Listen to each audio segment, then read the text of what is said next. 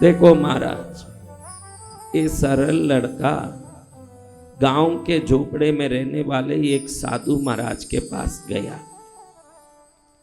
साधु भी बड़े सरल थे, ये भक्त भी बड़ा सरल। साधु बूढ़े हो गए थे, उनको ताम झाम नहीं आता था, दिखाना नहीं आता था। वो दुनिया को किसी प्रकार से आकर्षित करने की कोशिश नहीं करते थे। उम्र हो गया तो शरीर भी उनका कंपन करता था, हाथ पैर हिलते थे। अरे बूढ़े महाराज है, इनके पास जाने से क्या मिलेगा, ऐसा बोल के लोग जाते नहीं थे उनके पास, कोई नहीं जाता था। ये सरल भक्त सोचता था कि इस बूढ़े महाराज की कौन सेवा करेंगे, मैं जाके सेवा करूं इन बूढ़े महाराज की। जाके सेवा करता था, पैर दबाता था, उनके लिए 2 रोटी कुछ सब्जी लेके जाके उनको खिलाता था। तो गांव वाले हंसते थे, अरे पागल, वो महाराज के पास जाने से तेरे को क्या मिलेगा, समय नष्ट करके क्या करे, तेरी खेतीबाड़ी देख वरना घर बिगड़ेगा तेरा। ये आंख में आंसू निकालते हुए जाके कहता, गुरुदेव ये दुनिया इतनी स्वार्थी क्यों है, हर जगह स्वार्थ क्यों देखती है, आपके चरण की सेवा में भी स्वार्थ देखती है। क्या गुरु की सेवा स्वार्थ से की जाती है, प्रभु की सेवा स्वार्थ से की जाती है?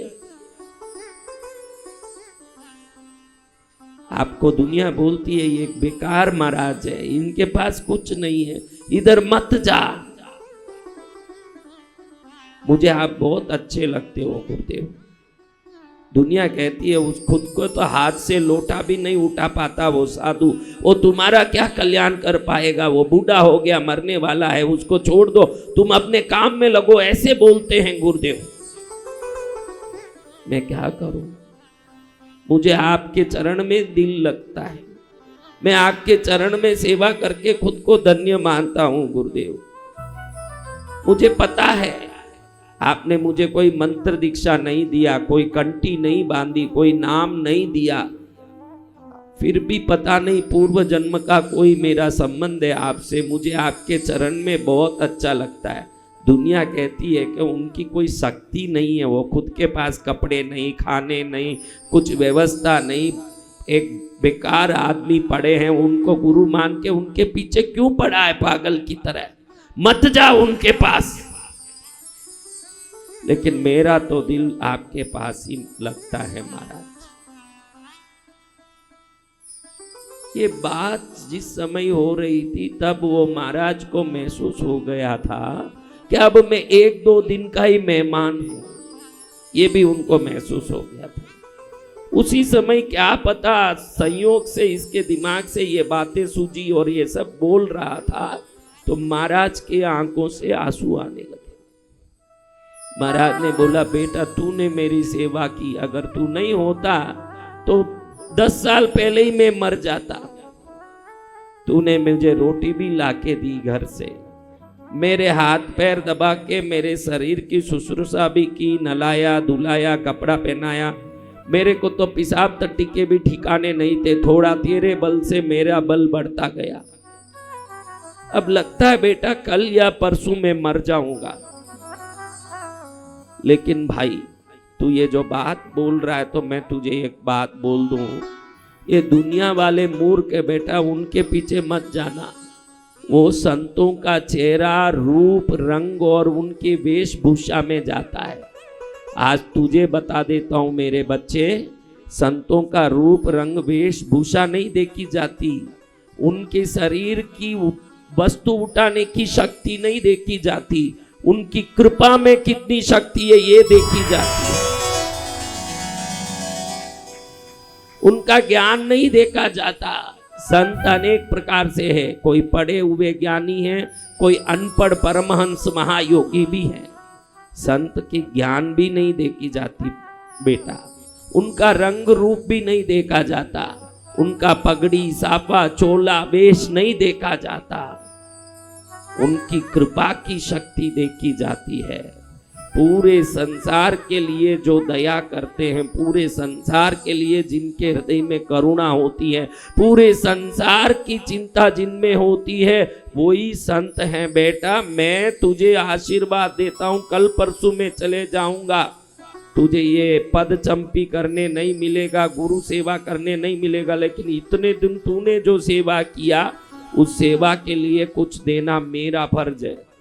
तू सोचेगा कि जो महाराज की खुद की झोपड़ी टूटी पड़ी है, खुद की झोपड़ी में बरसात आए तो पानी सीधा झोपड़ी से आकाश से उतर के अंतर आ जाता है, दिन में सूर्य दिखता, रात में तारा दिखते, ऐसे फूटी झोपड़ी में रहने वाला ये महाराज हमको क्या देगा? तू जानता नहीं बेटा, संत अपनी समृद्धि से नहीं, अपनी साधना की शक्ति से आशीर्वाद देते हैं। आज मैं तुझे आशीर्वाद देता हूं, फिर जाने के बाद मैं पछताऊंगा कि मेरे शिष्य को कुछ नहीं दिया मैंने, इसलिए आज ही मैं तुझे देना चाहता हूं मेरे बच्चे।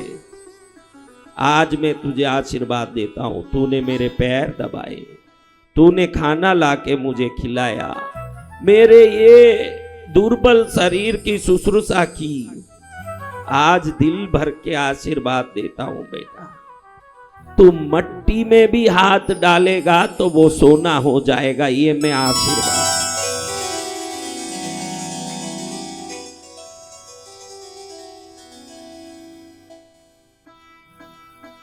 गुरु का आशीर्वाद पाके रोते रोते कहता है, प्रभु मुझे कोई आशीर्वाद नहीं चाहिए, अपने मुख से आप शब्द मत निकालो कि 2 दिन में मर जाएंगे।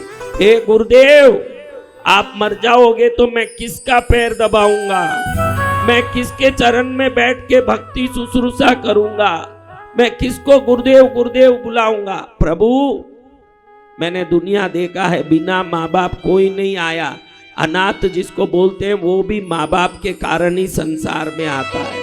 बिना रिश्ते कोई संसार में नहीं है, किसी का मामा, किसी का काका, किसी का बुआ, किसी का भूरा, किसी का साला, किसी का साड़ू, कोई ना कोई रिश्ता है। लेकिन भाग्यशाली होते हैं प्रभु गुरुदेव, उनको गुरु का रिश्ता बनाने का मौका मिलता है। सत्य वचन गुरुदेव। हर एक को ये मौका नहीं मिलता गुरुदेव। हर एक के माँ बाप, भाई बंधु परिवार होता, लेकिन हर एक के गुरु नहीं होते। इसलिए आप बड़े मुझे मुश्किल से मिले। गांव वाले जो बोले बोले, उनकी चिंता नहीं गुरुदेव, मुझे तो आप चाहिए। आप और 100 साल जिए, अपने मुख से ये आप शब्द मत निकालिए। बेटा मेरा जाना निश्चित है, इसलिए अब तू लाख बोले तो भी ये शरीर एक दिन जाने वाला है, लेकिन मेरा आशीर्वाद तेरे साथ है। जब तक तूने मेरी सेवा की, लेकिन अब तेरी जिंदगी बदलेगी। मुझे तू झोपड़े में देखते हुए कहता है कि फूटी झोपड़ी में रहते हैं। मैं फूटी झोपड़ी में रहता हूँ बच्चे, लेकिन मैं जिस पर कृपा कर देता हूँ वो महलों में रहते हैं, वो ध्यान रखना। जय जय गुरुदेव। हे बेटा, संतों के अपने निवास स्थान, अपना रूप, अपनी आचरण, अपनी शक्ति को मत देखना कभी, उनकी कृपा की शक्ति कितनी है ये देखना। जय जय गुरुदेव। गुरु भी शिष्य की भक्ति देख देख के रो रहे हैं, शिष्य भी गुरु की कृपा देख के रो रहे हैं। और समय बीता, 2 दिन में गुरु ने प्राण त्याग दिया। गुरु ने प्राण त्याग दिया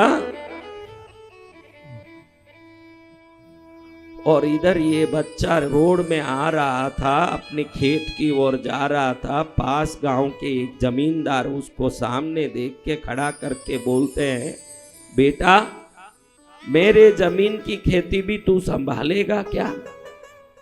ये मन में सोचता, अब तो गुरुदेव चले गए, मैं तो अकेला रह गया, अब करूंगा भी क्या? कुछ काम तो करना ही है, जरूर संभालूंगा। गुरु की कृपा जो उन्होंने आशीर्वाद दिया वो बरसने लगी। जमींदार के मुख में गुरु कृपा बैठ गई। जमींदार कहते हैं, मैं तुझे पगार नहीं दूंगा बेटा, जितने भी खेती में आएगा माल 20% तेरा हक होगा ना, 80% मेरा होगा। और 1 साल में ही इसको 20% से इतना आ गया दान, और उसको बेच के उसी साल में वो करोड़पति बन गया। जय जय गुरुदेव। ये बच्चा ही खुद साधारण रूप से रहने वाला अब इसको हरदम याद आता है कि मेरे गुरु ने कहा है मैं मट्टी में हाथ डालूंगा तो भी वो सोना हो जाएगा, सोना हो जाएगा। हर क्षण ये सोच सोच के खुश होता है। फिर सोचता है कि अब मेरे पास इतना धन है तो इस धन को रख के मैं और कुछ करना चाहिए। अच्छे अच्छे लोगों को जोड़ के व्यापार चालू करने लगा, जिसमें हाथ डालें वही सोना होता जाए, जी भगवान, वही सोना होता जाए।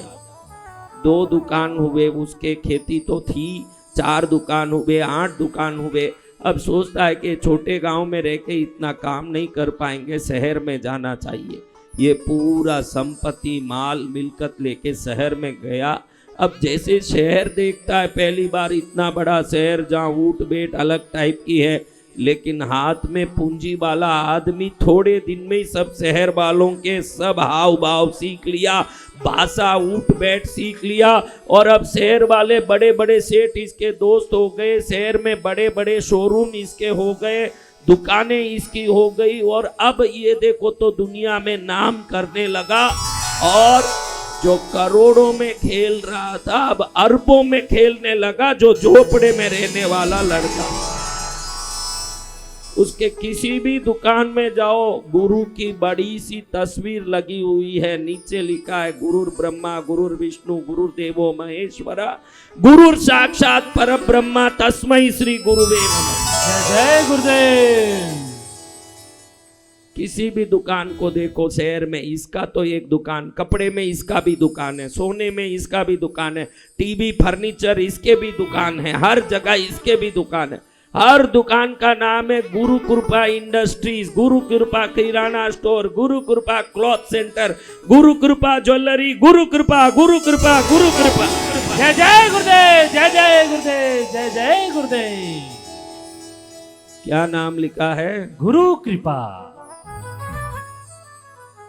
गुरु कृपा, हर जगह गुरु कृपा। अब गांव वाले आके हाथ जोड़ रहे हैं, शहर के बड़े बड़े लोग। आप तो शहर के सबसे बड़े सेठ हो, आपके रहते कौन हमें समझ सकता है प्रभु। यहाँ के नगर सेठ ने शरीर छोड़ दिया है, अब हम चाहते हैं कि नगर सेठ का पद आप संभालो और इस शहर के नगर सेठ बनो। झोपड़े में पड़े रहने वाला खेडूत अब क्या बन गया है? नगर सेठ। नगर सेठ, नगर सेठ बन गए। इधर लायंस क्लब वाले आ रहे हैं कि लायंस क्लब, रोटरी क्लब, जेसीस, जितने भी व्यापारी संघ है सब आ रहे हैं, आपको अध्यक्ष बनना है। लायंस क्लब के अध्यक्ष सेठ, रोटरी क्लब के अध्यक्ष सेठ, जेसीस क्लब के अध्यक्ष सेठ, व्यापारी संघों का अध्यक्ष सेठ, ज्वेलरी सराफा अध्यक्ष सेठ, सब जगह सेठ। कहीं जाओ माला, कहीं जाओ माला। हाँ, आप लोगों को हम लोग घड़ी घड़ी कहते ताली बजाओ ताली बजाओ, उसके बाद बड़े मुश्किल से आप ताली बजाते हो। जी भगवान, आपको पता नहीं है, हम किसी के सम्मान में ताली बजाएंगे तो हम उनके लिए ताली नहीं बजा रहे हैं, हमारे लिए ताली बजवाने के कर्म को उत्पन्न कर रहे हैं। जय जय गुरुदेव। जब आप ताली बजाओगे तो भविष्य में, इस जन्म में नहीं किसी जन्म में भी आपके लिए कोई जितनी ताली आप बजाए हो वो खाली नहीं जाती, उतनी ताली आपके लिए कोई बजाएगा भविष्य में, क्योंकि किया हुआ कर्म खाली नहीं जाता। गुरु के प्रति उसने जो सेवा की वो खाली नहीं गया, उसने गुरु को 2 रोटी खिलाया, आज वो प्रतिदिन 2 लाख लोगों को रोटी खिला सके, जिंदगी भर इतना पैसा वाला हो गया। जय जय गुरुदेव। जो कर्म करते हो वो उसी प्रकार से वापस मिलेगा, ये ध्यान रख के चलोगे तो जीवन में सुखी, जीवन में मंगल हो।